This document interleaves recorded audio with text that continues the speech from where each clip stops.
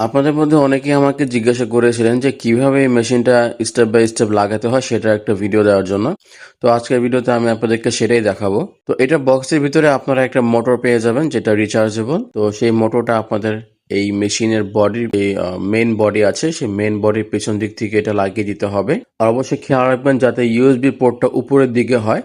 তো আপনার পেছন দিক থেকে যখন এটা বসাবেন তখন আপনার একটা ক্লিক সাউন্ড শুনতে পাবেন, যেটার মাধ্যমে আপনারা বুঝতে পারবেন যে এটা পারফেক্টলি বসে গিয়েছে। তারপর এটার যে সামনের বডিটা আছে এই বডি থেকে আপনারা ব্লেডের অংশটা বের করে নেবেন। ব্লেডটা বের করে দিয়ে ফ্রন্টের যে বডিটা আছে এটা আপনারা যে ক্লিপ দেখতে পাচ্ছেন একদম ক্লিপ উপর থেকে নিচের দিকে ধাক্কা দিবেন, আপনাদের এই সামনের ফ্রন্ট বডি পার্টটা লেগে যাবে। লেগে যাওয়ার পরে এখানে আরেকটা কথা, অনেকেই আপনারা জিজ্ঞাসা করেছিলেন যে এইখানে তো মোট ব্লেড থাকে 6টা, কিন্তু আমরা এই যে স্পিনিং রোলটা আছে এই রোলের মধ্যে মাত্র 2টাই ব্লেড দেখতে পাচ্ছি, আর বাকি 4টা কোথায়?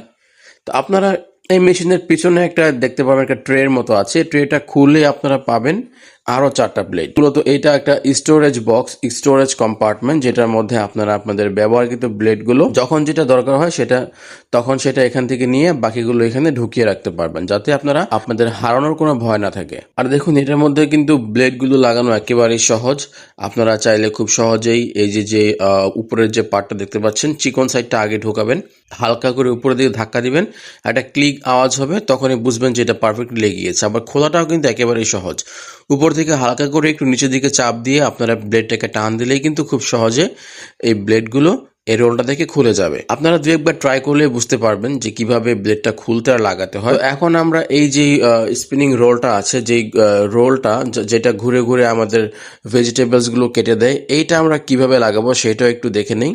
সেটা লাগানোর জন্য প্রথমে আপনারা জিনিসটাকে এইভাবে হাতের মধ্যে ঢুকিয়ে নেবেন। হাতের মধ্যে ঢুকিয়ে আপনারা এই যে খোপটা দেখতে পাচ্ছেন, যে জায়গাটা দেখতে পাচ্ছেন, এখান দিয়ে আপনারা ঢুকিয়ে হালকা করে ডান দিকে একটু মোড় দিবেন, তাহলে কিন্তু এই রোলারটা ভিতরে লক হয়ে যাবে। আবার খোলার জন্য একইভাবে বাম দিকে একটু হালকা করে মোড় দিলেই কিন্তু এটা বাইরে চলে আসবে। তো লক করার জন্য আপনারা প্রথমে এটাকে ভিতরে ঢুকিয়ে ডান দিকে একটা মোড় দিবেন, ডান দিকে একটু সাইড করে ঘোরাবেন, ডান দিকে হালকা ঘোরালেই কিন্তু এটা লক হয়ে বসে যাবে, আর কিন্তু খুলবে না।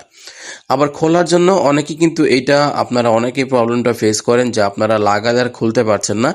খোলার জন্য অবশ্যই হাত ঢুকিয়ে বাম দিকে একটু ঘোরান দিলেই কিন্তু জিনিসটা খুলে যাবে। তো এইভাবেই কিন্তু খুব সহজে আপনারা মেশিনটাকে লাগিয়ে ফেলতে পারবেন স্টেপ বাই স্টেপ।